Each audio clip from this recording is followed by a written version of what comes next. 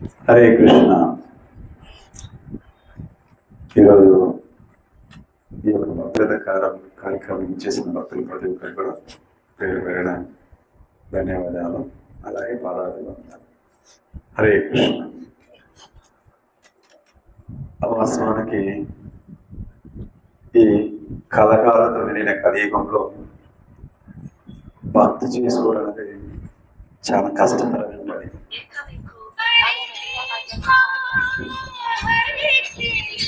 ఈ కష్టమైన పనిలో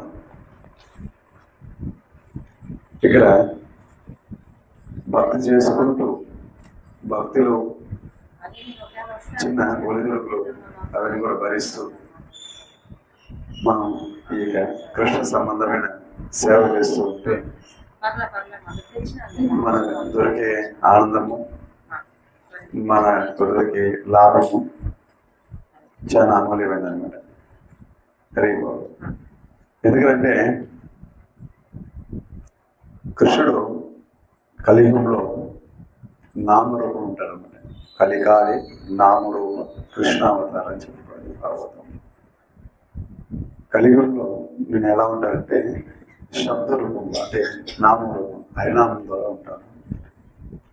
కాబట్టి ఎవరైతే హరే కృష్ణ కృష్ణ కృష్ణ హరే హరి, హరి రామ రామ రామ హరే హరి, ఈ మహామంత్రాన్ని ఎవరైతే జపిస్తారో వాళ్ళు ధన్యజీవులు.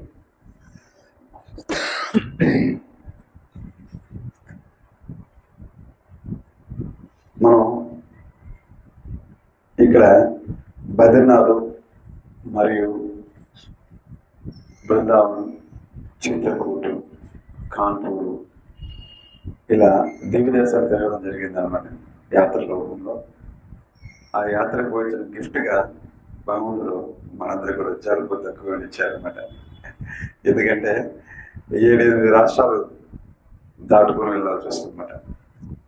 ఆంధ్రప్రదేశ్ నుంచి తెలంగాణ, తెలంగాణ నుంచి మహారాష్ట్ర, మహారాష్ట్ర నుంచి మధ్యప్రదేశ్, మధ్యప్రదేశ్ నుంచి ఉత్తరప్రదేశ్, ఉత్తరప్రదేశ్ హర్యానా, హర్యానా నుంచి ఉత్తరాఖండ్, అంటే హిమాలయం దగ్గర, హిమాలయ పర్వతాలు. ఇక్కడ కంటిన్యూగా జర్నీ చేసి ఈ నీళ్ళు మార్పుడి కొన్ని రోడ్డు కొద్దిగా ఇబ్బందిగా ఉంది.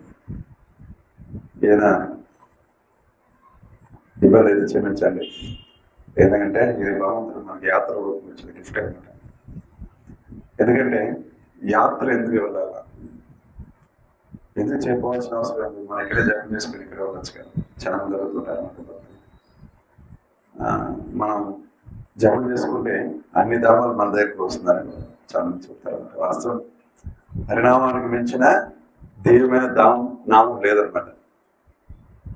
అది ఎందుకు మన యాత్ర వెళ్ళాల్సి వస్తుందంటే, యాత్ర వెళ్ళడం ద్వారా ఆ యాత్ర ప్రాంతంలో ఏదైతే ఇప్పుడు అందరూ తిరుమలకు వస్తారు, తిరుమల విశిష్టత ఏమి, ఇక్కడ ఎంతోమంది ఆచార్యులు భగవంతుడి పట్ల కీర్తనలో, సంకీర్తనలో, యజ్ఞ రూపంలో, ఈ యొక్క పండుగ రూపంలో చేస్తుంటారు. ఆ భక్తులు ఆచార్యులు తిరిగిన ప్రాంతంలో వాళ్ళు పీల్చిన గాలి, తాకిన నేల, వాళ్ళు తీసుకున్న తీర్థం, ఇవన్నీ కూడా ఆ స్పర్శ ఉంటుంది అనమాట. ఆ స్పర్శ అనేది మనం యాత్ర పోతేనే మనకు లభిస్తుంది. అందువల్ల యాత్ర పోవాల్సి వస్తుంది. తిరుమల తిరుపతి తక్కువేం కాదు. తిరుమల తిరుపతి కూడా వైకుంఠధామం, వైకుంఠానికి సమానమే. ఆయన ఇక్కడి నుంచి మనం వృందావనం వెళ్తాము. వృందావనం ఆ ప్రాంతం వాళ్ళకి ఇక్కడికి వస్తారన్నమాట. అంటే ధామ దర్శనం ఉంటుంది. సగల ప్రభుపాద వారు కూడా ఒక 4 విషయాలు ఖచ్చితంగా పాటించాలని చెప్పింటారు అన్నమాట. ఏ 4 విషయాలు? ఏబిసిడి. ఏబిసిడి అంటే ఏమి? ఏ అంటే A for apple, B for bell, B for ball, ఏదో చెప్తూ ఉంటాం మామూలుగా అయితే. కానీ ఏ ఫర్ అసోసియేషన్, అంటే భక్తుల సంఘం చాలా ఇంపార్టెంట్. ఎందుకంటే చాలా సంఘాలు ఉన్నాయి. ఇప్పుడు డోక్రా సంఘాలు, మహిళా సంఘాలు, ఎదురు సంఘాలు ఉన్నాయి. కానీ ఆ సంఘాలకు మనకి ఏ లాభం వస్తుందంటే మనకు కొన్ని అవసరాలు తీరుతున్నాం.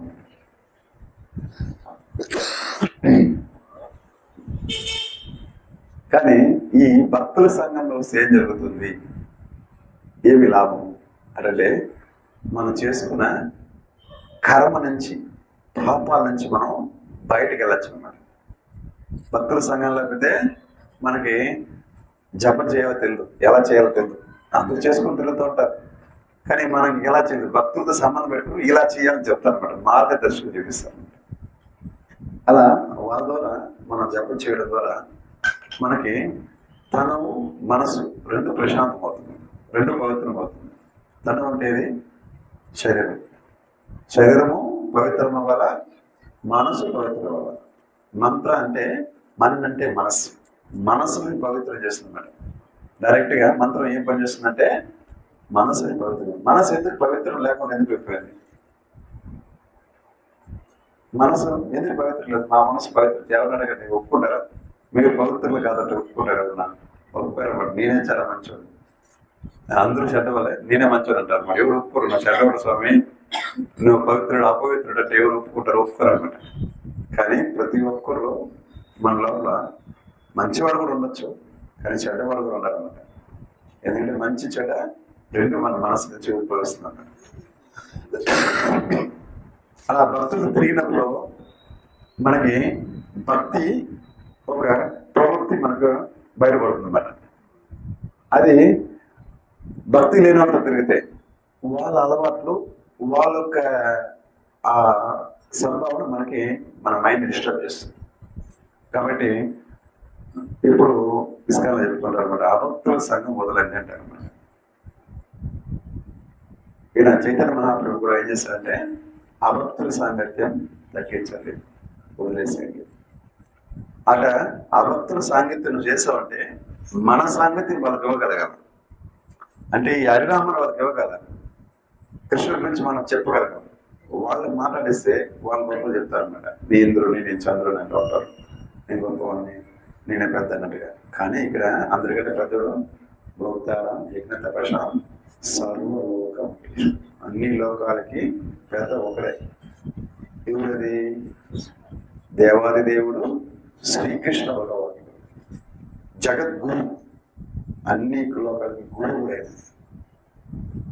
కృష్ణం వందే జగద్గురు అంటారు.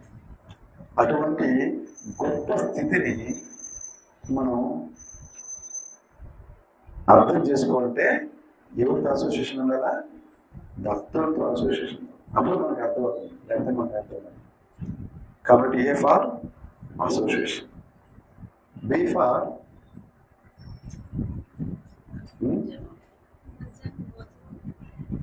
Bhajan, bhajan nice. B for bhajan. Okay, భక్తికి ఇచ్చిన భజన్ అంటే సంకీర్తన. నెక్స్ట్ భజన్, మంచి ఎగ్జాంపుల్. దాని తర్వాత భగవద్గీత, భాగవత పఠన, శ్రవణ, చదవాలా వినాలా, రెండు చేయాలి. నాకు చదువు రాదు అనుకుంటే కనీసం వినాలా, ఎవరన్నా చదువు కనీసం వినాలన్నమాట. ఇప్పుడు అందరి చేతులు కూడా ఆండ్రాయిడ్ మొబైల్స్ ఉన్నాయి. దాంట్లో యూట్యూబ్లో మన ఏ తెలుగు క్లాస్ కావాలి, తెలుగు వస్తుంది, భగవద్గీత క్లాసెస్ వస్తుంది, ఏ లాంగ్వేజ్ కూడా ఆ లాంగ్వేజ్ వస్తుంది, ఇబ్బంది లేదన్నమాట. కానీ మనకు దాని మీద అంతా మనసు పోతుంది, దేని మీద పడుతాం, వెళ్తున్నాం. కాబట్టి మన మనసుని అదుపు చేసేది కష్టం అనమాట. కాబట్టి పుస్తకం పడడం చాలా ఇంపార్టెంట్. ఏదో బుక్ చదువుతాం, ప్రభుత్వం చెప్తారు కనీసం ఒక రోజులో 2 గంటలు చదవాలంట. ఎన్ని గంటలు చదవాలా? తక్కువ అంటే 2 గంటలు చదవాలి. దాని తర్వాత ఎంతనా చదవచ్చు. 2 గంటలు ఎవరైతే బుక్ రీడింగ్ చేస్తారో వాళ్ళు మాయ నుంచి తప్పించుకోవచ్చు. మాయ ప్రభావం వాళ్ళకి తక్కువ ఉంటుంది. ఆ బుక్ రీడింగ్ ఎప్పుడైతే మనకు ఉండదో మాయ ప్రభావం ఎక్కువ ఉంటుంది. అంటే ఎవరు పోయినా వాళ్ళ గాలి తొలగినా కూడా మనకి ఆ ఒక ప్రభావం పనిచేస్తుంది. ఉదాహరణకి ఒక సీరియల్ కలిసి ఉంటాడు, అతని పక్కన నిలబడుకుంటే ఏమవుతుంది, వాడు కొద్దిలాగి మొత్తం వదిలేస్తాడు. వాడు అంత తీసుకుంటాడు, కానీ పక్క రోడ్డు దానా తీసుకుంటాడు అన్నమాట. ఆ రోజు నేను తీసుకుంటాడు. కాబట్టి అటువంటి వాళ్ళతో కలిసి వాడికంటే ముందు మనకు రోగం వస్తుంది, అనే కదా. అతనేమో కొద్ది రోగం తీసుకుంటాడు, అతను పక్కన తిరిగిన పాపానికి మనకి ఎక్కువ రోగం ఇస్తాడు. కాబట్టి మన అసోసియేషన్ ఇంపార్టెంట్. ఈ యొక్క శ్రవణ కీర్తనలు చాలా ఇంపార్టెంట్. శ్రవణ చేయాలి. B for bhajan, bhojan, book reading, ఇది చాలా ఇంపార్టెంట్. మళ్ళీ C for chanting, Hare Krishna Krishna Krishna Hare Hare Rama Rama Rama Hare. Chanting చాలా ఇంపార్టెంట్. మన ఆచార్యులు చెప్పినట్టుగా ప్రతిరోజు కూడా ఎన్ని మాల చేయాలా? 16 చేయాలి. ఎందుకు 16 చేయాలా? ఎందుకు చేయాలి? ఆచార్యులు చెప్పారు 16 అనేది. యాక్చువల్లీ జపం అనేది భక్తి సిద్ధాంత సరస్వతి ఠాకూర్ ఆయన ఉండేటప్పుడు గురువుగా గౌరీమఠం ఉండేటప్పుడు 64 మాలు చేయమన్నారు. ఎన్ని మాలు? 64 మాలు. మన 16కే చచ్చిపోతున్నాం చేయలేక. వాస్తవాన్ని నువ్వు చేస్తావమ్మా? 60 చేస్తావా? హరి నాగమణి మాతాజనేమా బాగా భగవంతురానికి కావాల్సిన టైం ఇచ్చినారు. టైంని చక్కగా వినియోగించుకుంటారు. బావతో కూడా చదువుకుంటారు. కానీ ఇప్పుడు జపం 60 చేస్తున్నాను. ఇంకొక 4 చేసేమో 64 చేసేది. 64 అనేది ఒక గొప్ప సంఖ్య. అంటే 4 మెట్లు ఎక్కుతాం అన్నమాట. ఒక వైకుంఠానికి ఎన్నో మెట్లు ఉంటుంది. ఆ మెట్లు 4 అనేది ఒక గ్రంథి అంటారు. ఒక గ్రంథి అంటే ఒక స్టెప్, ఒక రోజు ఒక స్టెప్ అన్నమాట. 16 అనేది 4 మెట్లు. 4 అంటే ఒక గ్రంథి, ఒక స్టెప్ అనమాట. 16 చేస్తే ఒక రోజు 4 స్టెప్పులు ఎక్కచ్చు అనమాట. అదే మీరు 64 చేస్తే ఎన్ని స్టెప్ వచ్చో 16 స్టెప్ ఎక్కుతారన్నమాట. 4 16 స్టెప్ వచ్చి ఎక్కచ్చు అనమాట. అంటే ఎంత ఎక్కువ చేస్తే అంత త్వరగా భగవంతుడు రీచ్ అవ్వచ్చు. అంటే మనకి ఇప్పుడే వెళ్ళిపోవాలి, ఇష్టపడవాలి అనుకోండి. ఏమండి వైకుంఠం వస్తారా? పోదామంటే ఎవరు వస్తారా? ఊరికి ఒక మాటే, మళ్ళీ రారు. నాకు ఎంతో పడింది, నా కూతురు పెళ్లి చేయాలా, నా మనవరాలు పెళ్లి చూడాలా, నాకు ఎన్నో పనులు ఉందని చెప్తారు. అంతే కదా, సామాన్య వదిలేస్తారా? అంత సామాన్య రారనమాట. ఎందుకంటే ఈ శరీరం పట్ల మోహం అందరికి ఉంటుంది.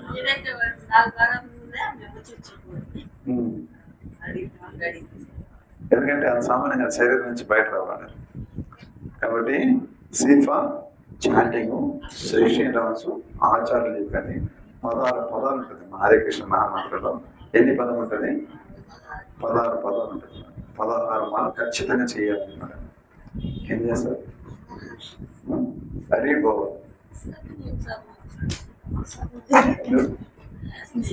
16 నైస్ 16 హరి బో. ఓకే, ఒక రోజుకి ప్రతిరోజు కూడా క్రమం తప్పకుండా నాకు అధ్యక్షించిన చెప్తారన్నమాట. ఎక్కడ చెప్తాను? ప్రతిరోజు క్రమం తప్పకుండా 16 మాలు చేయాలని. క్రమం తప్పకూడదు అన్నమాట. ఖచ్చితంగా చేసే కావాలనేసి రూల్ అనమాట. 16 మాలు జపం. C for chanting. D for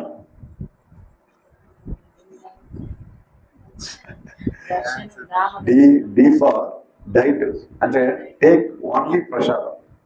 ఎట్లా డైట్ అంటే కొద్దిగా తర్వాత మొదటి గింజలు తినడం, గంజి తాగడము, ఇవి కాదు డైట్ అంటే. ఇక్కడ డివోషనల్ డైట్ అనేది ఏంటంటే ఓన్లీ ప్రసాదమే తినాలని డైట్ చేయడం అన్నమాట. ప్రసాదం లేకపోతే అవి తినకూడదు. ప్రసాదమే తినాలి. భగవంతుడు అర్పించిన ఆహారమే తీసుకోవాలి. అది డైట్. D for diet.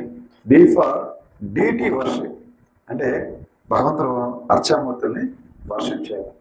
మన్మనాభవ మద్భక్తో మార్జాజీ మాం నమస్కారం. అర్చించడం. మార్జాజీ అంటే అర్చించు. భగవంతుని నన్ను విగ్రహ రూపంలో ఆరాధించుకుంటారు. D for diet. D for deity worship. D for dhama darshanam. ధామలో నివసించాలి. వాస్తవానికి ధామవాసం అంటారు. ధామవాసం వసించాలి. మనంతా అదృష్టం ఉంది కాబట్టి మనం తిరుపతిలో ఉన్నాం కాబట్టి మన ధామవాసమే. మనం వసిస్తున్నాం. ఎక్కడో పుట్టి ఎక్కడే పెరిగినప్పుడు ఇక్కడ వచ్చి వసిస్తారా? కొందరు అయితే ఇక్కడే పుట్టిండారు కాబట్టి ఇది ఇబ్బంది లేదు. కానీ ధామవాసం లేనివాడు కనీసం ధామ దర్శనం చేసుకోవాలి. అంటే మన ఎందుకు పోయేది ఎంత దూరం అరడుకుంటుంది.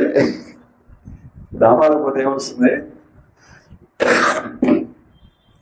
ఆచరణగా గొప్ప అనుగ్రహం, అనుభూతి మనకు వస్తుంది అన్నమాట. ఆ సంపూర్ణమైన అనుగ్రహం కోసం మనం యాత్రకు వెళ్ళాలి. అందుకు ఇవన్నీ చూపిస్తాను అనమాట. డైటు, డిటి వర్షిప్, ధామ వాసన. కాబట్టి మన యాత్ర వెళ్ళేటప్పుడు ఎలా వెళ్ళాలంటే మనకి అనుకూలంగా అన్నీ చేసుకుంటూ వెళ్ళేది యాత్ర కాదు. యాత్ర వెళ్ళేటప్పుడు మనకి ఏది ఉంటుందో దాన్ని అనుకూలంగా మనం మారిపోవడం, అది యాత్ర. ఫస్ట్ ఆఫ్ ఆల్ యాత్ర అంటే మామూలుగా అనుకుంటారు ఫస్ట్ టికెట్ రిజర్వేషన్, దాని తర్వాత అక్కడ రూమ్స్, అక్కడ భోజనాలు, ప్రతిదీ అరేంజ్ చేసుకుని పోతే అది టూర్లా ఉంటుంది అవునా కదా. కానీ యాత్ర అనేది ఎలా ఉంటుందంటే మహాప్రభు దక్షిణ భారతదేశం అంతా తిరిగినారన్నమాట.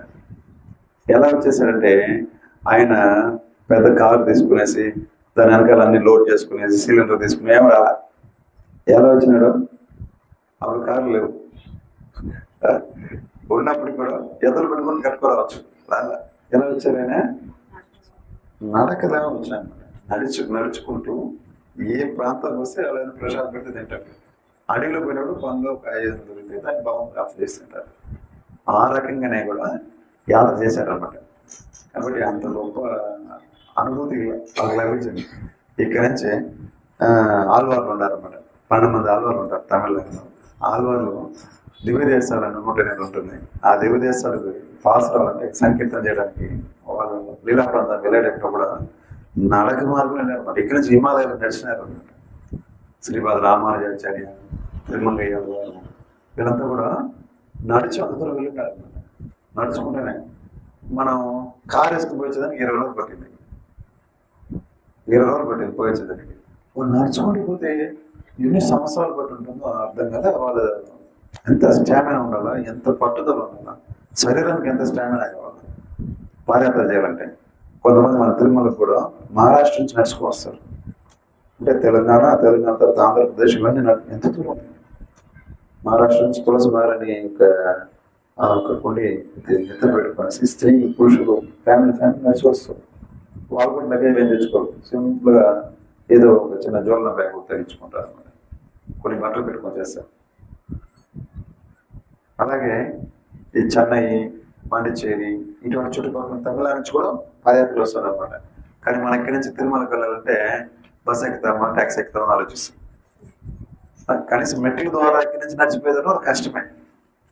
పూర్వంలో నేను చిన్నప్పుడు అంటే పెళ్ళి కానప్పుడు ప్రతిరోజు శనివారం దిగేది, కొండ మీద ఉన్నప్పుడు కింద నుంచి మెట్లు ఎక్కుంటే పైకి వెళ్ళేది అనమాట.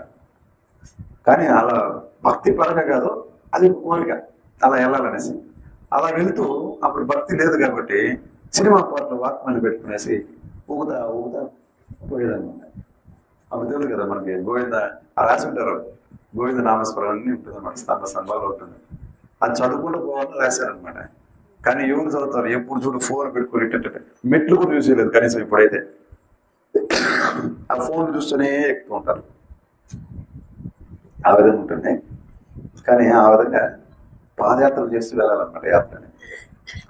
అలాగే మనం ఈ యొక్క 20 రోజులు ఈ ట్రిప్ అంటే ఏదైతే మన యాత్ర వెళ్ళామో ఆ విశేషాల గురించి మనం చర్చిస్తాం అనమాట. ఎక్కడెక్కడ క్షేత్రాలు దర్శనం చేస్తాం, ఆ క్షేత్ర విశిష్టత క్లుప్తంగా కొద్దిపాటు చెప్పుకుంటే మనందరూ కూడా ఇక్కడి నుంచి బయలుదేరేస్తాం యాత్రకి.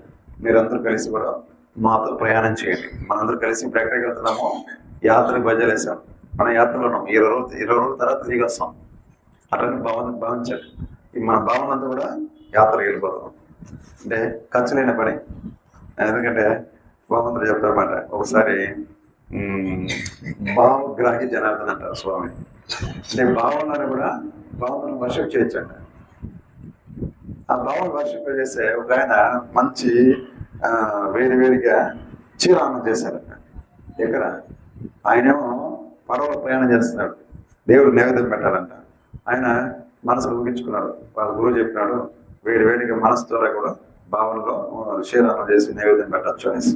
ఓకే అనేసి ఈయన కూర్చునేసాడు. ఇంకా మనం పోయేసి వంట చేసి పెట్టేది లేదనేసి అంటే మనసు ద్వారా ఆయన ఒక పూజా గదికి వెళ్ళిపోయినాడు. ఆ పూజా గది శ్రీమూర్తికి అంటే కృష్ణుడికి విగ్రహానికి ఆయన మంచిగా స్నానం చేసుకునేసి అంటే మనసులోనే స్నానం చేసుకున్నాడు, పవిత్రం చేసుకున్నాడు. మళ్ళీ వచ్చినాడు, మంచిగా పాత్రలని క్లీన్ చేసుకునేసి మళ్ళా ఎసురు పెట్టి పొయ్యి వెలిగించి దానిలో అన్నం వేసి పాలు పోసి చేసి క్షీరాన్నం ఎలా చేయాలో అన్ని ముందు మామిడి పప్పులు అన్ని జీడిపప్పులు అన్ని వేసి బాగా మంచి క్షీరాన్నం రెడీ చేశారు. బాగా గమగమని వాసన కూడా వస్తుంది. అంటే బాగుంటే నేను అనుభవిస్తాను అన్నమాట. వాసన బాగుంది, ఇదని టేస్ట్ సరిపోయింది అని తీసుకొచ్చేసి ఒక ఫ్యాన్ వేసి ఫ్యాన్ ద్వారా ఫ్యాన్ కింద పెట్టి చల్లారేస్తారు. చల్లారేసేసి చెయ్యి దాంట్లో పెడతారు. కాలిందా వేడి తగ్గిందా లేదా చెయ్యి పెడతారు అనమాట. చురుక్కగా కలిసి ఎత్తుకుంటాడే. ఇది కలిసి చూసి ఈయన పప్పుకి పోయాడు అనమాట చేతిలో. అంటే ఈయన పెట్టింది బాగునేమో బాగుందని చేస్తున్నాడు, కానీ ఎఫెక్ట్ దేని తగిలింది చేతికి వచ్చింది అన్నమాట. రియల్గా చేతికి వచ్చింది. అంటే ఏమి అంత డీప్గా చేస్తున్నాడు ఆయన. ఊరికే ఫార్మాలిటీ కాదు, టెట్ అనేసేది కాదు.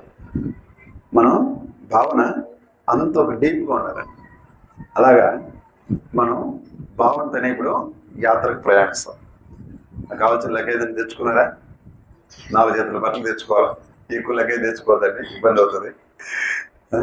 మన ప్రసాదాలన్నీ కూడా మన జగన్నాథ స్వామి అంతా వస్తాడు. మన సిలిండర్లో తీసుకెళ్తాము. మన జగన్నాథ స్వామితోనే అన్ని నైవేద్యం పెట్టి ప్రసాదం తీసుకుంటాము. మంగళారతులు, సంధ్యారతులు, ఆరతులు, నశన కీర్తనాన్ని కూడా చేసుకుంటూ కూడా మనం యాత్ర మొదలు పెడతాం అన్నమాట. ఇలా మొట్టమొదటిగా మొదలు పెట్టినప్పుడు ప్రతిసారి ఇప్పుడు మన ఈ బద్రీనాథ్ యాత్రని ఈ యొక్క బృందావన యాత్రని కలిపి మనం ఇప్పుడు 13 సార్లు వెళ్ళాం అన్నమాట. ఇది 13వ మనం బాగా చెప్తున్నాం. ఈ యాత్రలో ఫస్ట్ మొట్టమొదట ఎప్పుడు యాత్రకు వెళ్ళినా కూడా మనం ఒంటిమిట్ట రామాలయం, మనకి రాముడు వచ్చి మంచి దర్శనం అనమాట. ఇప్పుడు ఈ 3 గంటల ప్రయాణం తర్వాత మనకి ఎక్కడికి వెళ్ళాము? ఒంటిమిట్టకి వెళ్ళాము. రాముడు కనపడ్డా? పెద్ద గోపురం ఉందా? కోతులు ఏమైనా కనపడిందా? కదా, కోతులు కూడా ఉంది కదా. ఓకే, రాముడు ఎదురుగానే హనుమంతుడు ఉంటాడు అనమాట. మామూలుగా రాముడు పక్కన హనుమంతుడు ఉంటాడు, కానీ ఒంటిమిట్ట రామాలయంలో అప్పుడు వచ్చి హనుమంతుని ఎదుర్కొంటారు అనమాట. ఆయన పేరు సంజీవరాయ. ఏం పేరు ఆయన పేరు? సంజీవరాయ అనమాట. సంజీవ్ తీసుకొచ్చిన రాయుడు అనమాట. గొప్ప పేరు అది, చాలా బాగుంది. సంజీవరాయ అని పేరు. ఆయన దర్శనం చేసుకునేసి అక్కడి నుంచి కూడా మన యాత్ర ప్రారంభించి మళ్ళీ 2-3 గంటలు ప్రయాణం తర్వాత అహోబిలం ఆలగడ్డని దాటుకొని కూడా నంద్యాల మీదుగా కర్నూలు వెళ్ళాం అనమాట. కర్నూలులో శ్రీ శ్రీ శ్రీ జగన్నాథ్ మందిరానికి వెళ్ళాం అనమాట. మన ఇస్కాన్ టెంపుల్ ఉంటుంది, జగన్నాథ్ మందిరం. అక్కడ 2వ దర్శనం వచ్చి జగన్నాథ్ సుభద్ర బలదేవి దర్శనం చేసుకునేస్తాం. అక్కడి నుంచి కూడా ఒక డివోటీ ఇంటికి వెళ్తే అలా మంచి ప్రసాదం పెట్టారనమాట. ఆరోగ్యం చేసుకున్నాం. అక్కడి నుంచి మళ్ళీ బయలుదేరేది హైదరాబాదు దాటుకున్నాం అనమాట. హైదరాబాద్ దాటి మన యాత్రలో కంటిన్యూ జర్నీ కాదు మన, ఎందుకంటే మనది చిన్న ఓమ్ని కారు ఉంటుంది. ఆ ఓమ్ని కారులో మనం ప్రయాణం చేస్తాం కాబట్టి మనం కంటిన్యూ జర్నీ లేకుండా మనం నైట్ 9-9:30కి ఆపేస్తాం. ఆపేసి ప్రసాదం తీసుకునేసి స్టే చేస్తాం. మళ్ళీ మార్నింగ్ 4 o'clock వేసుకుంటాం. మళ్ళీ జాబం చేసుకునేసి 5 గంటలకు మళ్ళీ బయలుదేరుతాం. అట్లా దారిలో స్నానం చేసి వెళ్తూ ఉంటాం అనమాట. 2వ రోజు కూడా పూర్తి ప్రయాణమే. 2వ రోజు ఏం దర్శనం చేసుకోలేదు కదా. 2వ రోజు 3 రోజులు చేసుకున్నాం. 2వ రోజు పూర్తి ప్రయాణం చేసాం. అప్పుడే తెలంగాణకి ఎంటర్ అయిన తర్వాత మహారాష్ట్ర, మధ్యప్రదేశ్ ఇచ్చారు అన్నమాట. 3వ రోజు ఒక రోజు పూర్తిగా మహారాష్ట్ర, మధ్యప్రదేశ్, తెలంగాణ సరిపోయింది. దాటుకున్న తర్వాత మధ్యప్రదేశ్ మధ్యలో పోయినాక సియోని అనే ఊరు వస్తుంది. ఆ సియోని ముందుగా మంచి వైష్ణోదేవి టెంపుల్ ఉంటుంది అన్నమాట. అద్భుతమైన మాత. ఆ మాతని ప్రతి సంవత్సరం దర్శనం చేసుకుంటాం. ఆ దారిలో వెళ్ళే ప్రతి వెహికల్ కూడా ఆగి దర్శనం చేసుకుంటాం. మనకు ఏటా బొంతాలం గురి ఇక్కడ ప్రతి వెహికల్ ఆగుతుందో అట గ్రామ దేవతలాగా ఉంటుంది అన్నమాట. చాలా అందంగా ఉంటుంది. మీకు ఫోటో కావాలంటే మనకి అప్లోడ్ చేస్తాం. మళ్ళీ ఈ క్షేత్రాలు, ఈ క్షేత్ర విశిష్టత అని చెప్పి ఒక చిన్న చిన్న వీడియోలు ఉన్నాయి. అవి కూడా మేము ఫ్యూచర్లో మనం అప్లోడ్ చేద్దాం. అలా వైష్ణోదేవిగా దర్శనం చేసుకునేసి అక్కడ ప్రసాదం తీసుకుంటాం అన్నమాట. దాని తర్వాత అక్కడి నుంచి మనం వైష్ణోదేవి నుంచి కాన్పూర్ వెళ్ళడం జరిగింది అనమాట. కాన్పూర్కి మనం చిత్రకూట వెళ్తాం. చిత్రకూట 3వ రోజు వెళ్ళిపోతాం. చిత్రకూట అంటే ఏమి? చిత్రకూటలో కామదగిరి పర్వతం. పర్వత విశిష్టత ఎవరంటే కామదగిరిలో శ్రీరామచంద్ర వనవాసం వచ్చినప్పుడు అక్కడ వచ్చి 11 సంవత్సరాలు ఆ గిరి మీద ఉంటారు అనమాట. కామదగిరి మీద సీతమ్మ వారితో నివసిస్తూ ఉంటారు, వాసం చేస్తారన్నమాట. లక్ష్మణుడు శ్రీరామచంద్రుడు ఇంకా సీతమ్మ తల్లితో 11 సంవత్సరాలు అక్కడి నుంచి రాక్షసుని చాలా మంది చదువుతూ ఉంటారు అనమాట. అంటే సంహారం చేస్తూ ఉంటారు. ఆ ప్రాంతం పక్కనే అనసూయ మాత ఒక ఆశ్రమం ఉందన్నమాట. అనసూయ మాత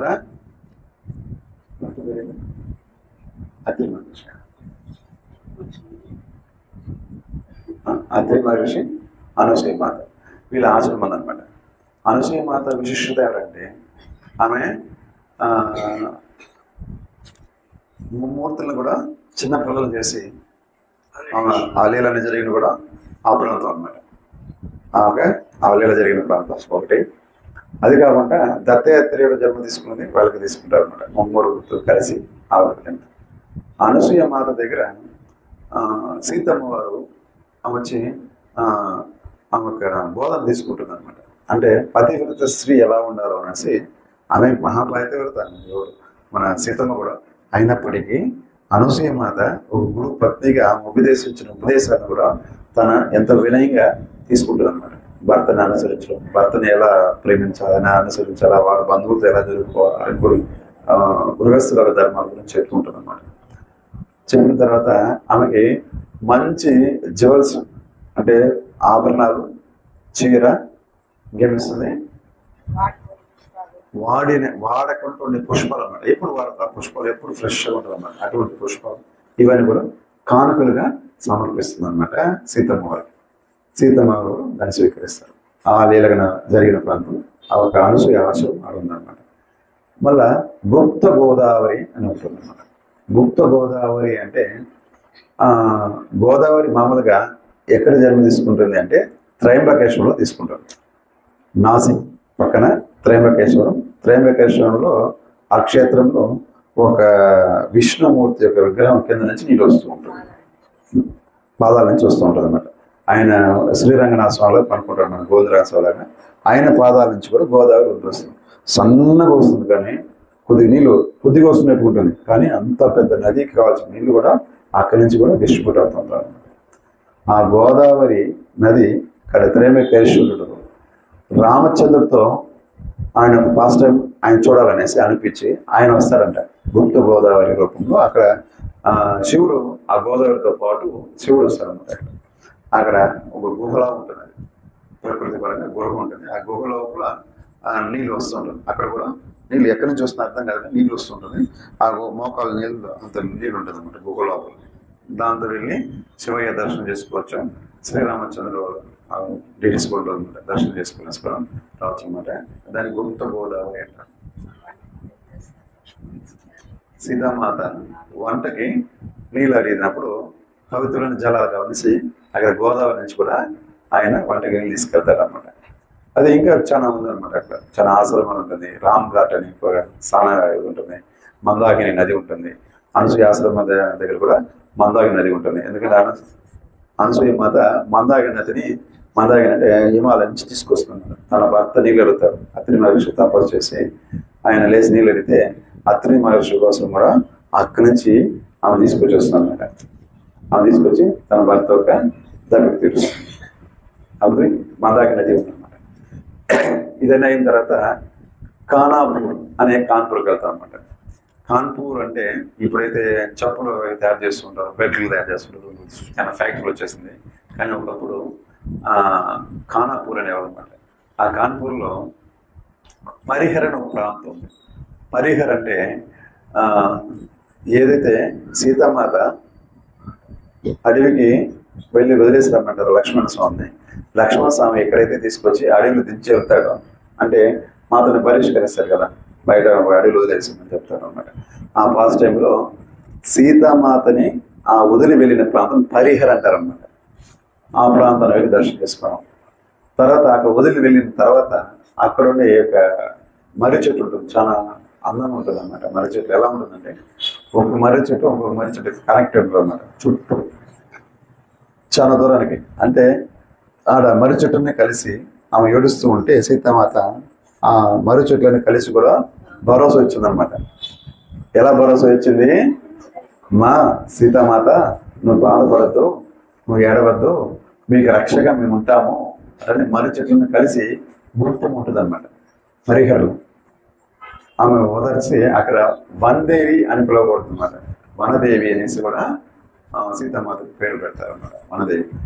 అక్కడ కూడా ఆమె ఒక పుష్కర అంటే బాయి లోడుతుంది అన్నమాట. దేంతో లోడుతుంది? గాజుతానే కన్నీళ్ళతో కుండ వస్తుంది అన్నమాట. ఒక కుండ అంటే నీటి పురా ఉంటుంది. అమ్మవారు ఏడుస్తూ ఉంటే ఆ ఏడ్చిన కన్నీళ్ళు ఒక చిన్న బాయిలాగా ఉంటుంది అనమాట. దాంతో తీర్థం దాకా సంరక్షణ చేసుకోవచ్చు. అలా ఆ ప్రాంతం దర్శనం చేసుకున్న తర్వాత ఆమె వాల్మీకి మహర్షి ఒక ఆశ్రమంకి వెళ్ళాను అనమాట. వాల్మీకి మహర్షి ఆశ్రమము కాన్పూర్లోనే ఉంది. అంటే కొద్దిగా అవుటర్, కాన్పూర్ నుంచి సిటీలో కాదు, కొద్ది బయట అనమాట. దాన్ని బిట్టూరు ధామం అంటారు ఆ ప్రాంతాన్ని. అది కూడా ధామమే, బిట్మూరు ధామ్ అంటారు అనమాట. ఏ ఊరు? బిట్మూరు. ఇప్పుడు బిట్టూరు అయిపోయింది, దాన్ని బిట్మూరు ధామం అంటారు. కానీ బిట్టూరు అయిపోయింది, బిట్టూరు ధామ్ అంటారు. ఆ ధామం అంటే ఆ వాల్మీకి మహర్షి ఆశ్రమంలో అమ్మవారు ఏడుస్తుంటే ఆమెను ఆరాధించి తీసుకెళ్ళి ఆశ్రమంలో పెట్టుకుంటారు. మామూలుగా స్త్రీలు ఆశ్రమం ఉంచకూడదు, కానీ సీతామాత మామూలు స్త్రీ కాదు. ఆమె వచ్చి జగన్నాథుడు గారు అంటే మన శ్రీరామచంద్ర పత్ని కాబట్టి ఆయన గుర్తించి సీతామాత పెట్టుకున్నమాట. సీతామాత అక్కడ వంట చేసిన స్థలం ఇంకా ఉంది. మళ్ళా ఆమె ఏదైతే తన పిల్లల్ని ప్రసవిస్తుందో లవకుశ జన్మస్థలం అక్కడ వాల్మీకి మహర్షి ఆశ్రమం చుట్టూ అన్నారు. మళ్ళా లవకుశులు ఇద్దరు విద్యాభ్యాసం చేసిన ప్రాంతం ఉంది. అక్కడే వాల్మీకి మహర్షి కూర్చునేసి రామాయణం రాసిన ప్రాంతం, ఆ యొక్క లవకుశులకి రామాయణం నేర్పించిన ప్రాంతం అక్కడే ఉందన్నమాట, కానపూర్లో. అవి దర్శనం చేసుకున్న తర్వాత మళ్ళా ఈ యొక్క దురువు ఎలా అంటారు అంటే దురువు మహారాజు యొక్క జన్మస్థలం కూడా ఆ గంగా నది తీరంలో ఉంటుంది అన్నమాట. గంగా పక్కనే గంగా నది కూడా ఉంటుంది. దురువు మహారాజు దుర్తానబాదుల యొక్క పుత్రుడు దురువు మహారాజు జన్మ తీసుకున్న ప్రాంతం కూడా అక్కడే ఉందన్నమాట. అక్కడ దర్శనం చేసుకున్న తర్వాత మళ్ళీ వచ్చి దుర్వతిల బ్రహ్మవర్త అంటారు అన్నమాట. గంగా నదిలోనే బ్రహ్మవర్త అంటే బ్రహ్మకు ఒక నావి సెంట్రల్ పాయింట్, మన భారతదేశం సెంట్రల్ పాయింట్ అని చెప్తున్నారు అన్నమాట. బ్యాలెన్స్డ్ ప్రాంతం, సారీ భూమండలానికి మధ్య, భూమండలానికి మొత్తానికి కూడా మధ్య ప్రాంతం వచ్చి సెంట్రల్ పాయింట్ వచ్చి బ్రహ్మవర్తం. ఆయన నావి ఉంటుంది. ఆయన నావిలో గంగ తీర్థం పోస్తుంటారు అక్కడ. ఇప్పుడైతే ఆయన తొడుగు పెట్టేస్తారు, పోసేదానికి వీలు కాదు.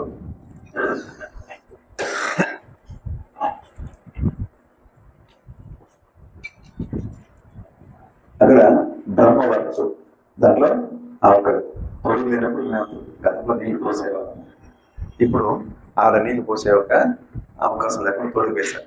ఎందుకంటే మనం దామంలో ఎప్పుడు దర్శనం చేసుకుంటే ఇంప్రూవ్మెంట్ లేనప్పుడు మనం దర్శనం చేసుకునేస్తే మన న్యాచురాలిటీ బాగుంటుంది అన్నమాట. ఇంప్రూవ్మెంట్ అయ్యే కొద్దిగా అంటే డెవలప్ అయ్యే కొద్దిగా ఏమవుతుందంటే మనం దేవుడి నుంచి దూరం అయిపోతాం. ఎందుకంటే అప్పుడు ముందుకు పోతా ఉంటాం. ఇప్పుడు వెనల్ సార్ కూడా చూడండి, ఫస్ట్ ఎంత ముందుకు వెళ్ళారు. ఇప్పుడు జైవజంతో తిప్పేస్తున్నారు మనం బయటకి.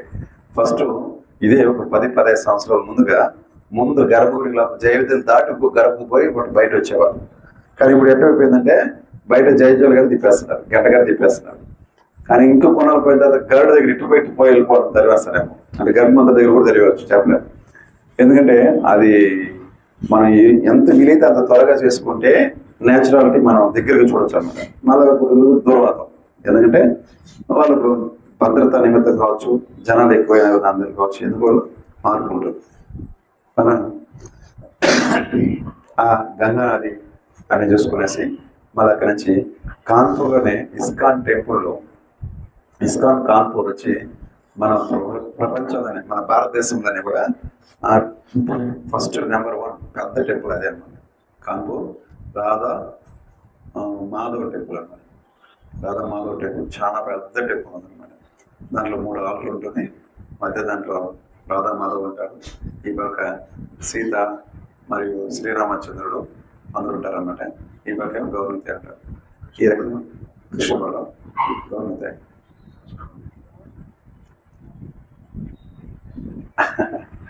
సరే 3 ఆల్టర్లు ఉంటుంది అన్నమాట. 3 ఆకులు ఉంటుంది. ఎందుకంటే ఆడ సీతమ్మతో అంటే రాములోకి రామాయణ కొంచెం టచ్ ఉంది కాబట్టి అక్కడ సీతమ్మతో దిగులు పెట్టడం జరిగిందన్నమాట. అక్కడ మేము పోయిన రోజు పక్క రోజు ఏమైందంటే మనకు అదృష్టం కలిసి వచ్చి సీతానవమి వచ్చిందనమాట. సీతానవమి రోజు స్పెషల్ అభిషేకం శ్రీరామచంద్ర రాముల వారికి నువ్వు చేశారన్నమాట. అవన్నీ దర్శనం చేసుకున్నాం, అభిషేకం చేసుకున్నాం, మంచి ప్రసాదాన్ని స్వీకరించినాము. అక్కడి నుంచి కూడా ఇంకా ఋషికేశ్ బజార్ అనమాట. ఇప్పుడు మనం ఎక్కడికి పోతున్నాము? ఋషికేశ్. హరి ఋషికేశ్ ప్రయాణం చేస్తూ ఋషికేశ్ వచ్చి ఆ రోజు సాయంత్రం జరుపుకున్నాం. సాయంత్రం అక్కడ మనం తిట్టిదేవతి ఆశ్రమం అనమాట. ఏది ఆంధ్ర ఆశ్రమం ఉంటారు అక్కడ. టిటిడి దేవస్థానం అది, తిరుమల తిరుపతి దేవస్థానం ఉంది. అక్కడ ఒక గుడి ఉంది, వెంకటేశ్వర గుడి ఉంది, పక్కన శివాలయం ఉంది. 2 ఆలయం మెయింటైన్ చేస్తుంటారు. అక్కడ మనం ఉండడానికి గదులు దొరుకుతుంది. మధ్యాహ్నం పూట ప్రసాదం కూడా పెడతారు, అవన్నీ కూడా ఉంటుంది అన్నమాట. అక్కడ రూమ్కి వెళ్తే అక్కడ స్వామివారు బ్రహ్మోత్సవాలు జరుగుతారు అన్నమాట. కాబట్టి అక్కడ ఉండే గదులని కూడా బ్రహ్మోత్సవాలకు సంబంధించి అందరి సేవలకి అందరికి చేశారంట. కాబట్టి ఎదురుగానే ఒక ఆశ్రమం ఉంటే ఆశ్రమంలో మనం రూమ్ తీసుకోవాల్సి వచ్చిందన్నమాట. అక్కడ రూమ్ తీసుకునేసి అక్కడ ఇచ్చేసి ఆ రోజు నైట్ ప్రసాదాలు చేసి జగన్నాథ్ బాగా బట్టి మళ్ళీ రెస్ట్ తీసుకునేసి మరుసటి రోజు ఉదయం అక్కడి నుంచి మన వెహికల్ అక్కడే వదిలేసి మన చిన్న భూమిని ఆడే పెట్టాం. మళ్ళీ అక్కడి నుంచి మళ్ళీ వేరే వెహికల్ తీసుకున్నాం అన్నమాట. ఎందుకంటే అక్కడి నుంచి 300 కిలోమీటర్లు మొత్తం ఘాట్. అంటే దాదాపు ఈ కొండ ఎక్కడం దిగడం, ఇంకో కొండ ఎక్కడం దిగడం, ఇట హిమాలయంలో స్టార్ట్ అవుతుంది అన్నమాట. ఋషికేశ్ హిమాలయ పర్వతాలు స్టార్ట్. అక్కడి నుంచి స్టార్ట్ అయితే ఒక 12 గంటల జర్నీ చేస్తే మనం వచ్చి బద్రీనాథ్ చేరుకోవచ్చు అన్నమాట. 12 గంటల జర్నీ. మనం తిరుమల తిరుపతి ఘాట్ 1 అవర్ చేస్తాం, 24 కిలోమీటర్లు. అక్కడ ఇదిగా ఇట్లాంటి ఘాట్ కాదు, చాలా ఎత్తైన ఘాట్ ఉంటుంది అన్నమాట. దాంతో ప్రయాణం చేయాలని వెళ్తే ఋషికేశ్ నుంచి 70 కిలోమీటర్లు వెళ్ళిన తర్వాత అక్కడ దైవ ప్రయాగ అనే ఒక ప్రాంతం వస్తుంది. ప్రయాగ అంటే నదులకు సంఘాన్ని, అంటే నదులు కలిసే ప్రాంతాన్ని ప్రయాగ అనేవారు అనమాట. అక్కడ అనేది దైవ ప్రయాగ. దైవ ప్రయాగ అంటే అక్కడ 108 దివ్య దేశాల్లో ఒక దివ్య దేశంగా దైవ ప్రయాగ పిలువబడుతుంది. అక్కడ రఘునాథ అనే పేరు మీద శ్రీరామచంద్రుడు ఒక డీటీ ఉంటుంది అన్నమాట, విగ్రహం ఉంటుంది. అక్కడ దశరథ మహారాజు అసురు మీద యజ్ఞం చేశారంట. అక్కడ శ్రీరామచంద్రుడు అసురు మీద యజ్ఞం చేసిన ప్రాంతం అన్నమాట, చాలా పవిత్రమైన ప్రాంతం. ఆ ప్రాంతం నుంచి కూడా ఒక రాగాడు. అక్కడ ఏంటంటే మనం ప్రళయం సమయంలో అంటే అక్కడి నుంచి ఏమవుతుందంటే వనపత్ర సాయి ఒక రాగాకి మేము వెళ్తుంటాం కదా, ఆ ప్రాంతం నుంచి వచ్చిందని చెప్పారు అన్నమాట. కాబట్టి అక్కడి నుంచి ఒక ఆకు తెచ్చాము. ఒక ఆకు పడిపోతే సరే దాన్ని స్పర్శిస్తే కూడా దాని యొక్క అనుగ్రహం వస్తుంది కదా అన్నట్టుగా ఆ ప్రాంతం నుంచి కూడా మనం ఒక రాగాకి తెచ్చాము అన్నమాట. మనందరూ స్పర్శించడానికి కోసం దీనికోసం. కాబట్టి ఈ రాగి పత్రంలో అంటే వనపత్ర సాయి అంటారు. ఆయన ఒక్కొక్కసారి ఏమో రాగాకి మీద పడుకున్నారని చెప్తారు, కొందరేమో మర్యాకి మీద పడుకున్నారని చెప్తారు అన్నమాట. రెండుగా చెప్పబడింది. ఒకసారి మన జగన్నాథపురిలోని మర్రి చెట్టు నుంచి ఆకు నుంచి కూడా ఈ యొక్క వనపత్ర సాయి వచ్చేలా చెప్పాం. అంటే ఒక్కొక్క కల్పంలో ఒక్కొక్కలా వచ్చుంటుంది. అన్ని వాస్తవాలు, దేన్ని మనం సందేహించడానికి లేదు. ఏది భగవంతుడి గురించి చెప్పినావో కళ్ళు మూసుకుని నేనేసి నమ్మేయాలి. మళ్ళీ ఇది అంటే అదంటే పరీక్ష చేసుకుంటూ పోతే మనకి ఎలుగు తెలగైపోతుంది, మన వయసు అయిపోతుంది, జన్మ ముగిచిపోదు అన్నమాట. కాబట్టి ఈ యొక్క వనపత్రి సాయి ఈ యొక్క ఆకు నుంచి వచ్చినారని చెప్పబడింది. అక్కడ దర్శనం చేసుకున్న తర్వాత అక్కడి నుంచి కూడా మళ్ళీ బయలుదేరి మళ్ళీ మన యాత్ర మొదలు పెడితే మళ్ళా ఒక 210 కిలోమీటర్లు వెళ్ళిన తర్వాత జోషిమఠ్ అనే ఒక ప్రాంతం వస్తుంది.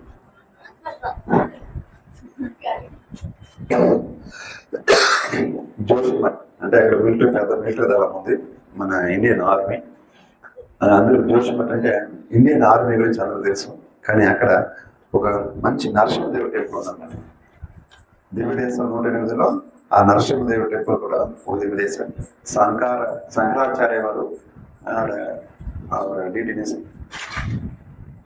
ఎక్స్ప్లానేషన్ చేస్తారన్నమాట, స్థాపిస్తాడు.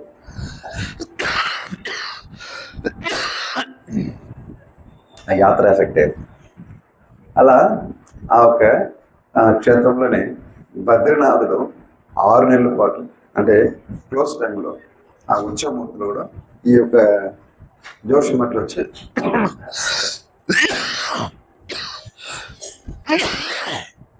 సేవ తీసుకుంటుంటాడు అన్నమాట. జోషిమఠ్ దగ్గర నుంచి సేవ తీసుకుంటుంటారు. అలా సేవలు అందుకునే ఒక ప్రాంతంగా ఆ జోషిమఠ్ నరసింహదేవ్ టెంపుల్ ఉంటుంది. జోషిమఠ్ నరసింహదేవ్ టెంపుల్ అయిన తర్వాత మళ్ళీ అక్కడి నుంచి వదిలితే ఇంకా విష్ణుప్రయాగ దాటుకుని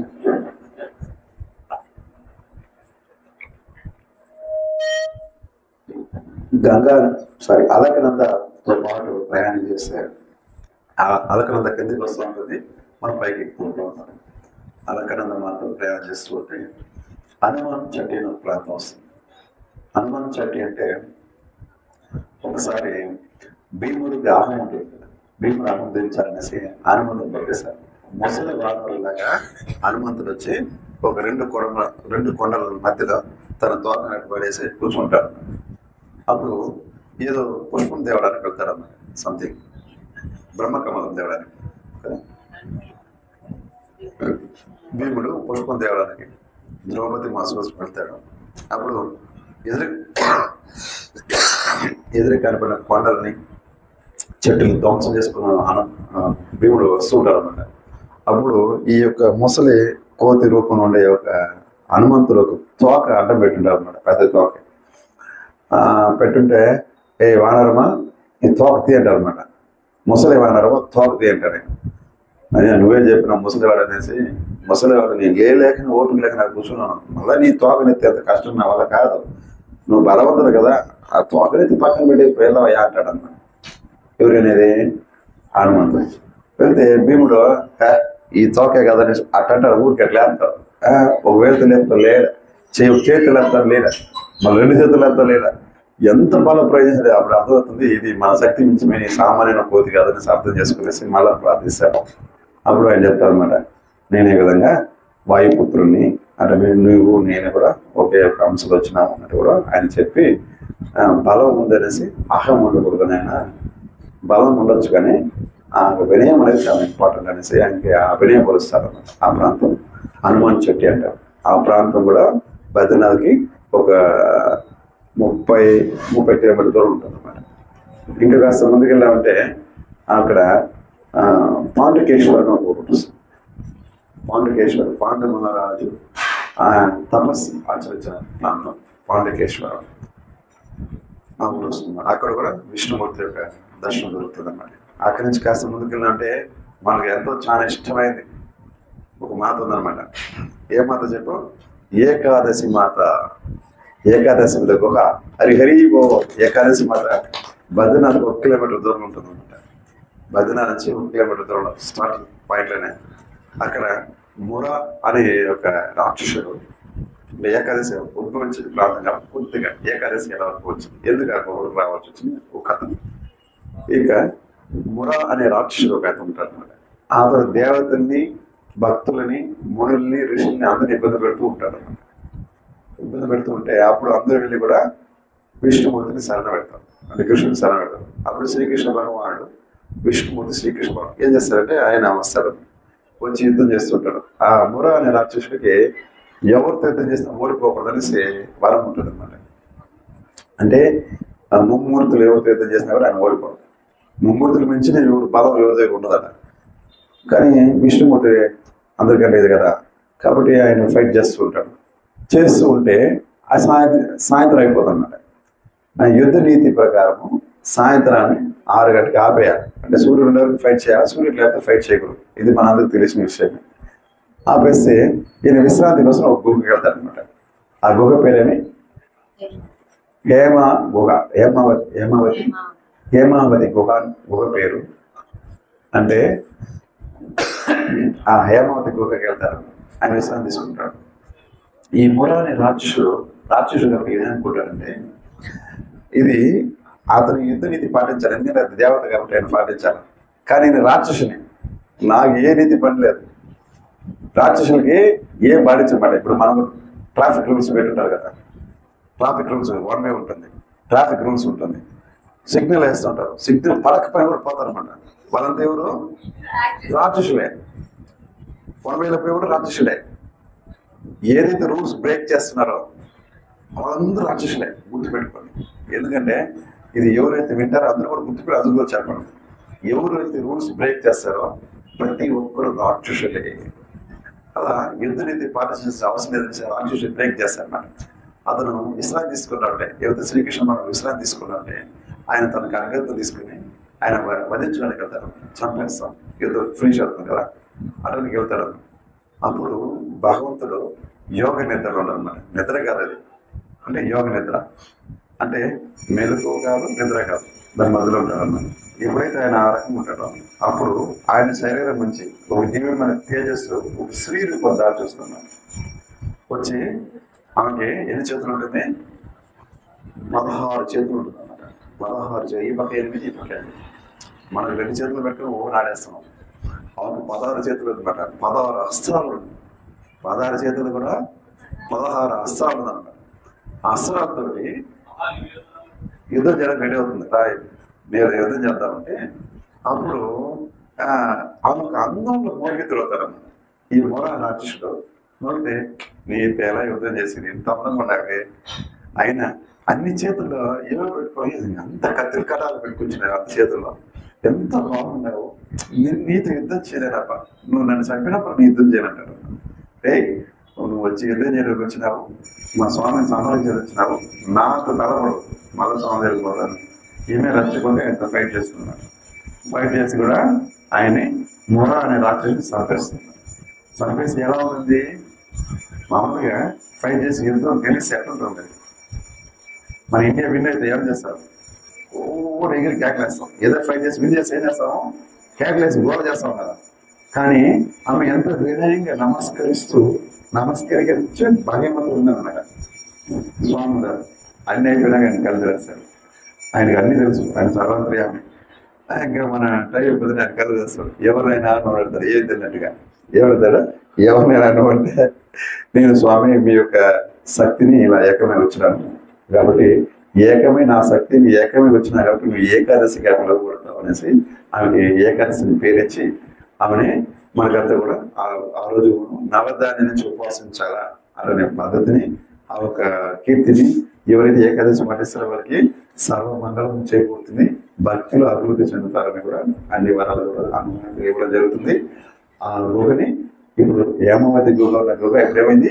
ఏకాదశి గుహ అయిందనమాట. హరి హరి ఏకాదశి గుహ వెళ్ళాము. అక్కడ ప్రస్తుతానికైతే మన ఇస్కాన్ డివోటీ ఒక పెద్ద ఆయన, చాలా పెద్ద ఆయన మెయింటైన్ చేస్తున్నారు అనమాట ఏకాదశి గురువుని. మన వాళ్ళు దక్షిణ అంటే డొనేషన్ ఇచ్చేసి అక్కడ ఏకాదశి మాత ఆ ప్రాంతం నుంచి మట్టి తీసుకొచ్చినాను. కానీ మీకు ఇస్తాం మట్టి తీసుకొచ్చినా కానీ ఆ మట్టి ధర్మంలో తగులుకుపోయింది. అది రేపు వస్తుంది, నెక్స్ట్ వీక్ మట్టిని తీసుకొచ్చి అందరికి కూడా ఇస్తాను. ఏకాదశి ఎందుకంటే అంత లీల జరిగింది. ఏకాదశి మనం ఉద్భవించిన ప్రాంతం కాబట్టి ఆ మట్టి అంత విశిష్టం, అది కలిపి నెట్లో పెట్టుకోవాలి. ఆ మట్టిని తీసుకునేసుకుంటాం. అక్కడి నుంచి మనం అక్షాక్షరి ఆశ్రమం చెప్పబడే చిన్న జీఎల్ స్వామి ఆశ్రమం వెళ్ళామన్నమాట. బద్రీనాథ్లో చిన్న జీఎల్ స్వామి ఆశ్రమం ఉంటుంది, బస్ స్టాప్ పక్కన ఉంటుంది.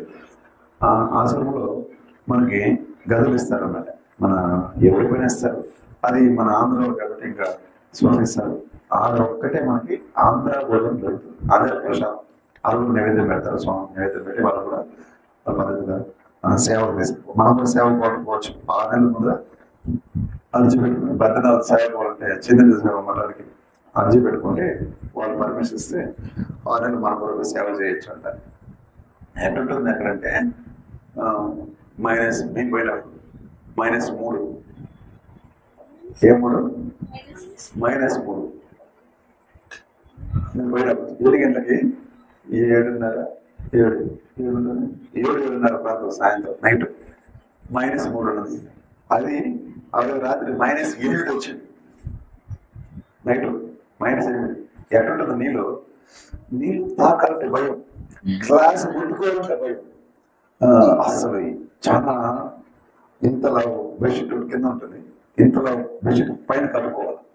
ఆ కట్టుకున్నప్పుడు రెండు చల్లగా ఉంటుంది, రెండు చల్లగా ఉంటుంది. మన బాడీ హీట్ అయ్యి మళ్ళీ మనకి హీట్ రావాలి అటుంటుంది అనమాట. అది స్పెషల్ అనమాట. అది ఒక గొప్ప అనుభూతి. అక్కడికి వెళ్తే కొందరైతే వెళ్ళేసి చాలా బాధపడతారు, కొందరు చదువుకుంటారు, ఏం కాదు. కానీ ప్రతి భాగం మనం వెళ్ళేటప్పుడు మ్యాక్సిమం మనకి అన్ని మేనేజ్ జరుగుతుంది అన్నమాట.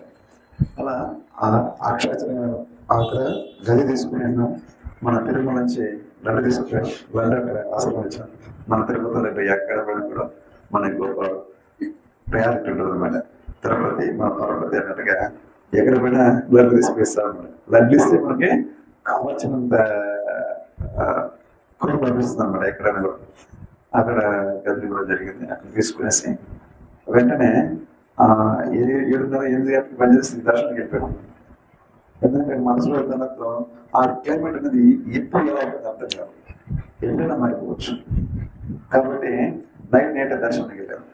నైట్ దర్శనానికి వెళ్తే కాసేపు అర్ధగంట 1 గంటలో కూడా రైలు మంచి దర్శనం దొరికింది, బాగా చూసుకున్నాం. మేమే లాస్ట్ దర్శనం, మనం పోయినాము, మళ్ళీ దర్శనం క్లోజ్ అయిపోయింది అన్నమాట.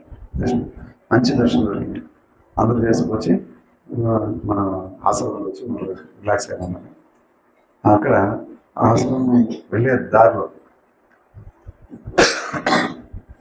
ఆశ్రమంలోనే అక్షరసరి ఆశ్రమంలో పెద్ద రామానుజాచార్య విగ్రహం ఉంటుంది అన్నమాట బయట. ఆయన దాటుకునేసి అలాగనే ఇలా లెఫ్ట్ తిరిగితే ఒక బ్రిడ్జ్ వస్తుంది. ఆ బ్రిడ్జికి దాటుకుని కొన్ని ఆశ్రమం ఉంటుంది. ఆశ్రమం తర్వాత లెఫ్ట్ తీసుకుంటే అక్కడ నరనారాయణ యొక్క జన్మస్థలం ఉంటుంది అన్నమాట. నరనారాయణ బద్రీనాథ్ అంటేనే నరనారాయణుడు, అంటే నరుడు నారాయణుడు. నరుడు ఎవరు? అర్జునుడు. నారాయణుడు ఎవరు? విష్ణుమూర్తి, శ్రీకృష్ణ భగవానుడు. నారాయణ వీరిద్దరూ కలిసి జమ తీసుకుంటారు అన్నమాట. ఆ ప్రాంతం ఉంది. అక్కడ దర్శనం చేసుకున్న తర్వాత ఇంకా అక్కడ ముందుకు వెళ్ళామంటే ఊర్మిళాదేవి యొక్క జన్మస్థలం ఉంటుంది అన్నమాట. ఊర్వశి, ఊర్మిళ కాదు, క్షమించండి, ఊర్వశి మాత జన్మస్థలం ఉంటుంది. అంటే ఈ నరనారాయణ తపస్సు చేస్తుంటే ఇంద్రుడు వాళ్ళని పంపిస్తారన్నమాట. మనకు తెలుసు కదా, రంభ ఊర్వశి, మేనగా తిలోత్తమ వీళ్ళంతా ఉంటారు, పైన గంధర్వ కన్యలు ఉంటారు. వాళ్ళని పంపించి ఎవరిని తప్ప చేస్తే ఆయనకి ఆ పని అనమాట. ఎవరైనా మన పదవికి చేసిన పెడతారనేసి పంపిస్తుంటారు. అప్పుడు నారాయణుడు తన తొడని ఇటు రాసి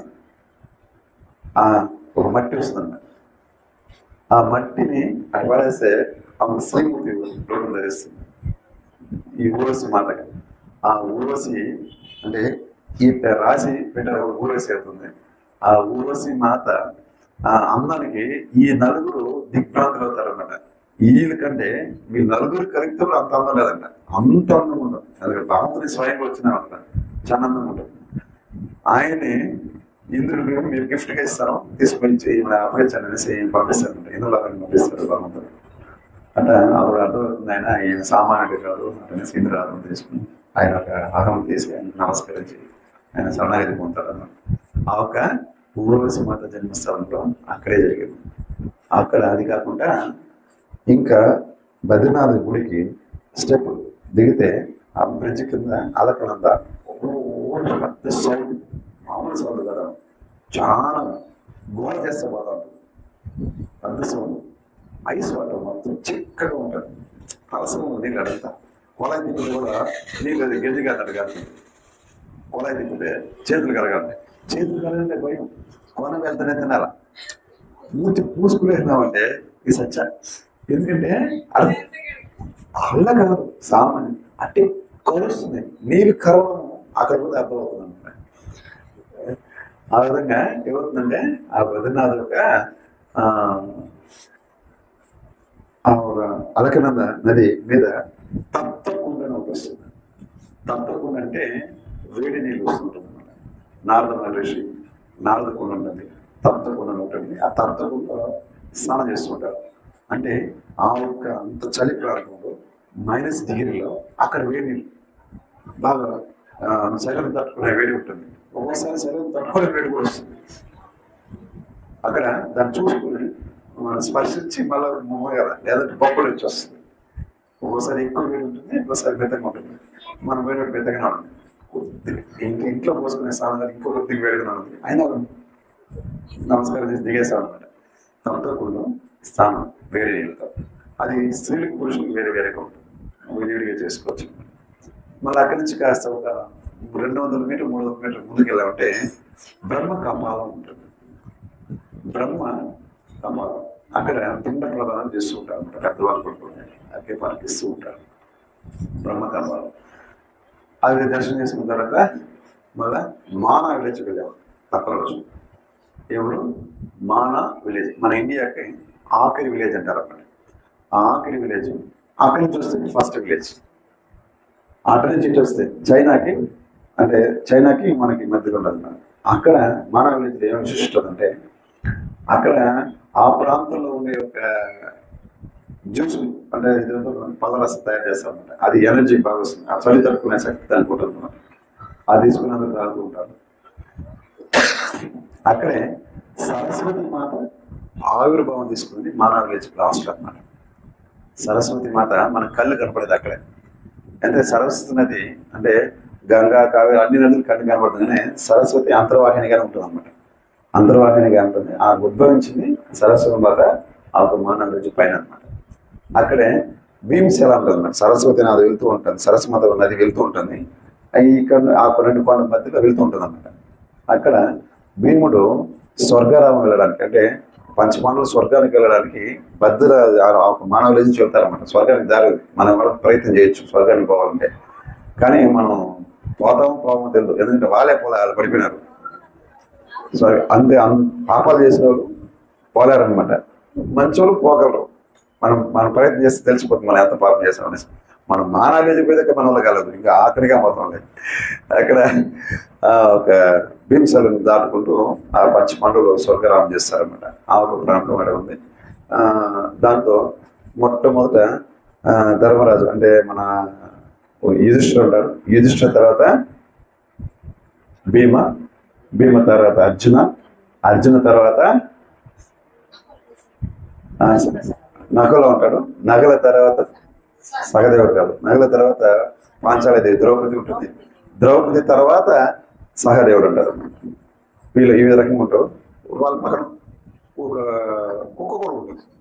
స్వాగమైనది అది విగ్రహ రూపంలో పెట్టినమాట. ఈ సంవత్సరం పోయిన సంవత్సరం విగ్రహాలు తీసుకెళ్తున్నారు. ఈ సంవత్సరం ఎక్స్ట్రామినేషన్ చేశారన్నమాట. విగ్రహం ప్రదర్శన చేసినారు. పెద్ద పెద్ద మూర్తులు పెట్టినారన్నమాట. ఇది పంచపాండవులు స్వర్గరాములు పెద్ద బోర్డు పెట్టుంటారు. ఆ భీమశిల ఒక ఇది కేశవ ప్రయాగ అని ఒకటి ఉందన్నమాట. కేశవ నది కూడా హిమాలయం నుంచి వస్తూ ఉంటారు. స్వయంగా భగవంతుల దగ్గర నుంచి వచ్చింది కేశవ ప్రయాగ అనేసి. వాళ్ళు చేసుకున్న తర్వాత అక్కడ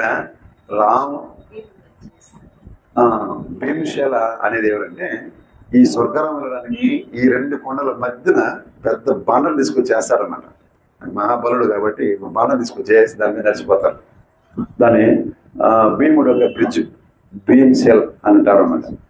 ఇప్పుడు దాని మీద భీమశిల కనపడదు. ఎందుకంటే దాని మీద మన వాళ్ళు సిమెంట్ పోసేవారికి కట్టేస్తారు, టైల్స్ వేసేస్తారు. ఇంతకు ముందు అయితే అవి లేవు. ఎందుకంటే అందుకే చెప్పారు యాత్ర అనేది మనం ఫస్ట్ వెళ్ళినప్పుడు వెనకాల పోయేవారికి అది అనేది లభించదు అనమాట. అలా ఆ భీమశిలని కాస్త ఏడలో ఎవరు ఎత్తుకుతాం మేము అంతమంది పోతున్నాం కాబట్టి మేము కనుక్కున్నాం.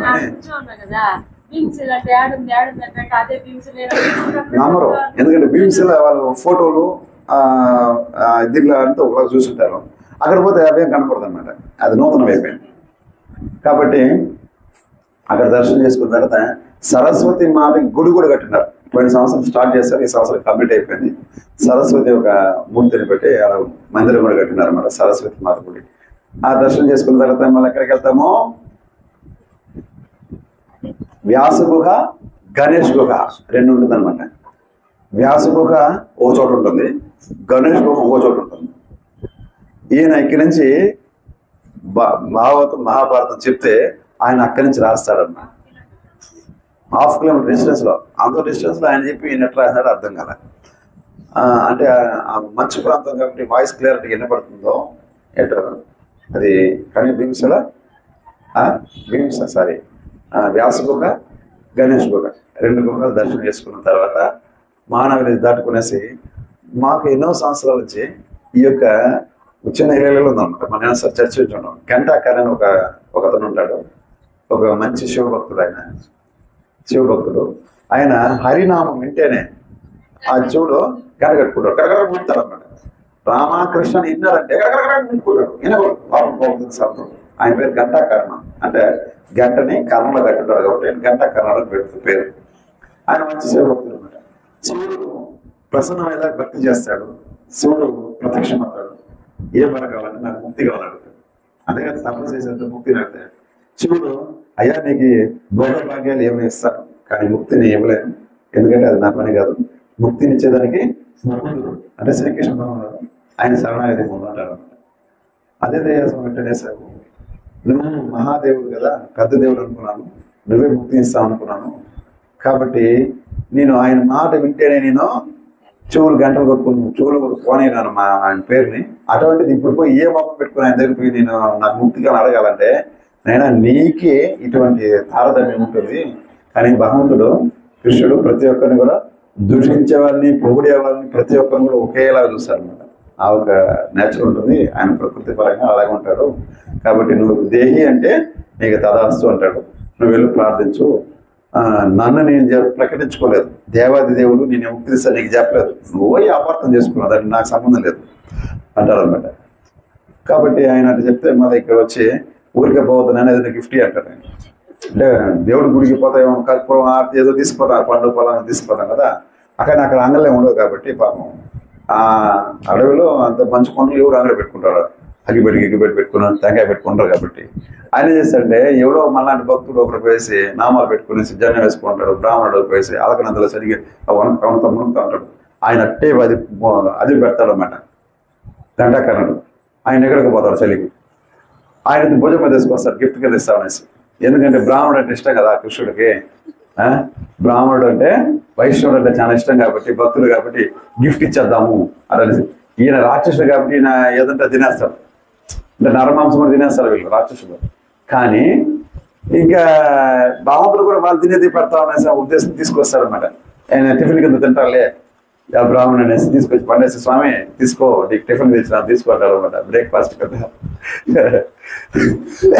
నేను తీసుకునే ఆధారం ఇవి కావు అటనేసి ఆయనకు ఒక అనుగ్రహం ఇచ్చి ఆయనకు ప్రాణం మొదలచ్చి ఆయన పంపిస్తాడు. మళ్ళీ నీకేం కావాలంటే నాకు ముక్తి కావాలంటే అప్పుడు ఆయన ముక్తినిచ్చిన ప్రాంతం గంటాకర్ణ గుడి. 12 సంవత్సరాలు పోయి తిరిగి వస్తున్నాం, కానీ మనకు దొరకలే. ఈ సంవత్సరం గుడి ప్రయత్నం చేసి పట్టుకున్నాం. అది కూడా ఆయన అనుగ్రహం, అది మనం ప్రయత్నం చేసి పట్టుకున్నాం చెప్పలేము. ఆయన అనుగ్రహం ఇండోర్ కలిగింది అది దర్శనం చేసుకోవాలనేసి. అట్లా గంటాకర్ణ మందిరం దర్శనం చేసుకున్నాం. అది స్పెషల్ వేశారు. అలా ఆవిడ దర్శనం చేసుకునేసి దాంట్లో మనక బద్రీనాథ్ ఒక ట్రిప్లో బద్రీనాథ్ దర్శనం అయింది. అక్కడి నుంచి కూడా మళ్ళా కేదార్నాథ్ వెళ్తాం అనేసి కూడా ప్రయాణం మొదలు పెట్టాం అన్నమాట. కాబట్టి కేదార్నాథ్ ప్రయాణాన్ని అక్కడి నుంచి ఏం జరిగింది, ఎక్కడ పోయినా అనేసి మళ్ళీ ఒకసారి చర్చిస్తాం. హరే కృష్ణ. ఎందుకంటే ఇది యాత్ర అనేది 20 రోజుల యాత్ర, ఒకే రోజు చెప్పలేము. అక్కడికి కొద్ది చెప్పుకున్నాము. హరే కృష్ణ. ఇంకేమైనా డౌట్ ఉందా మీకు? హరే కృష్ణ హరే కృష్ణ కృష్ణ కృష్ణ హరే హరే, హరే రామ రామ రామ హరే. రిటర్న్ వస్తూ బద్రీనాథ్ నుంచి ఒక చోట ఆగినాం అనమాట. ఐస్ గడ్డలు ఉన్నది, అంటే రోడ్డు పక్కన ఐస్ గడ్డలు, అంటే కొండగా అనుకున్న ఐస్ గడ్డలు అన్ని ఐస్ని కొట్టి తీసి దారి పెడతారన్నమాట. 6 నెలల పాటు మనం స్టార్టింగ్ వెళ్ళాం కాబట్టి ఐస్ గడ్డలు ఉంటుంది అనమాట. కొండ అనుకునేసి పెద్ద గడ్డలు అక్కడ ఆగితే అంటే వీళ్ళు చూసి తాకి ఆడాలనేసి. ఒకసారి పోయినప్పుడు మేము పిల్లలతో పోయినప్పుడు కూడా పిల్లలు మన రూమ్ తీసుకున్నప్పుడు పక్కన ఐస్ గడ్డలు ఉంది. అంటే ఇటు వస్తే దూరదూరగా వస్తుంది, ఇసుకలాగా వస్తుంది అన్నమాట ఐస్. అట్టే పైన వేసుకుని చల్లుకొని కొట్టుకుని ఆడుకున్నాం అన్నమాట. అది వీడియో పెట్టుంటే మన డివోటీస్ మాకు వచ్చిన చూసి మేము కూడా దాన్ని గోకాలన్నారు అనమాట. అది గోకాల పోలీసులు వెనకాల తిట్టారు. అది మనం గోకేలా జారి వచ్చేసి కొడుకు పడిపోతాం అనేసి. ఎందుకంటే ఆ విధంగా 50 మంది చనిపోయినారు సార్ ఈ సంవత్సరమే. 50 మంది అంటే ఆ ఐస్ జారి అటే కొడుకు కూర్చారు 50 మంది. అది కొట్టుకుంటూ చాలా పెద్ద కొండలాగా ఉంటుంది ఆయన. ఆ కొండ జారినప్పుడు ఐస్ కొండ అటే జారి తీసుకెళ్ళిపోతుంది అన్నమాట, లోయలోకి తీసుకెళ్ళిపోతుంది. మళ్ళా ఇంకో చోట వచ్చి కూడా ఆపినాము. మళ్ళీ వచ్చి ఒక ఐస్ గేట్ తీసుకొని ఆడుకున్నారు, మనం అంతా చేసుకున్నారు. కాబట్టి చాలా బాగుంటుంది. అది ఎట్లా ఉంటుందంటే నేను తేరి నాకేసి రుచి నేను చెప్తే ఎలా ఉంటుంది అలా ఉంటుంది అనమాట. అది అనుభవించాల్సిందే. కానీ మీరందరూ కూడా మనం అందరూ కూడా కలిసి వెళ్ళాలని ప్రార్థిస్తే భగవంతుడు కూడా ఖచ్చితంగా మనకు అనుగ్రహిస్తారు. ఎందుకంటే ఇలా వెళ్ళి వచ్చిన ఒక డివోటీ, ఒక మన శిక్ష అంటే మనకి మన సెల్ లీడర్ అంటే మన భక్తుల లీడర్ ఒక ఆయన ఉన్నారు అన్నమాట. ఆయన వెళ్ళొచ్చినాడు. ఆయన వెళ్ళొచ్చి ఈ కథ చెప్తూ ఉంటే నాకు మనం వెళ్ళగలమా అనిపించింది అనమాట. ఎందుకంటే అప్పుడు 12,000 అంట ఒక మనిషి వెళ్ళడానికి, ఒక మనిషి 12,000 అప్పుడు. ఆ 12,000 అనేది ఆ 15 సంవత్సరాల ముందుగా చాలా పెద్ద విషయం 12,000. అప్పుడు నాకైతే కొద్ది సెన్సిటివ్ అనమాట, కొద్ది కళ్ళు నీళ్ళు కంపుకునేస్తుంది. మనం అంతా వెళ్ళగలం స్వామి అనుకున్నాం అనమాట. కానీ ప్రతి సంవత్సరం కూడా ఇప్పుడు 12 సంవత్సరాలుగా ఇది 13 సంవత్సరాలు వెళ్ళొచ్చినాం. ఆ రోజు నేను బాధపడిన దానికి 13 సంవత్సరాలు కంటిన్యూగా నాకు బద్రీనాథ్ దర్శనం ఇస్తూనే ఉన్నాడు. హరిబాబు. కాబట్టి మనం తప్పని మన ఉండాల, డబ్బు విషయం కాదు. కానీ మన కోరిక ఉంటే ఖచ్చితంగా ఒకరోజు అనుగ్రహం వస్తుంది. అది ఎప్పుడు వస్తుంది? రేపు రావచ్చు, ఈ సంవత్సరం కావచ్చు, నెక్స్ట్ ఇయర్ రావచ్చు, ఎప్పుడు రావచ్చు. కానీ కోరిక ఉన్నతంగా ఉండాలి. స్వామి నీ యొక్క దర్శనం మాకు కావాలా అతని భద్రవిషయాలు ఎవరైతే ప్రార్థిస్తారో, ఎందుకంటే ఆయన నరుడు నారాయణుడు, మనిషి స్వభావం ఉంది, దైవ సమృద్ధి అనమాట. ఈజీగా స్పందిస్తారు. అది బద్రీ విశాల్ యొక్క గొప్పతనం. బద్రీ విశాల్ కి, బద్రీనాథ్ యాత్రకి, శిల ప్రభుపాద్కి, శిల గురుదేవికి, హితాయ గౌర్ ప్రేమానందే. హరి ఓం.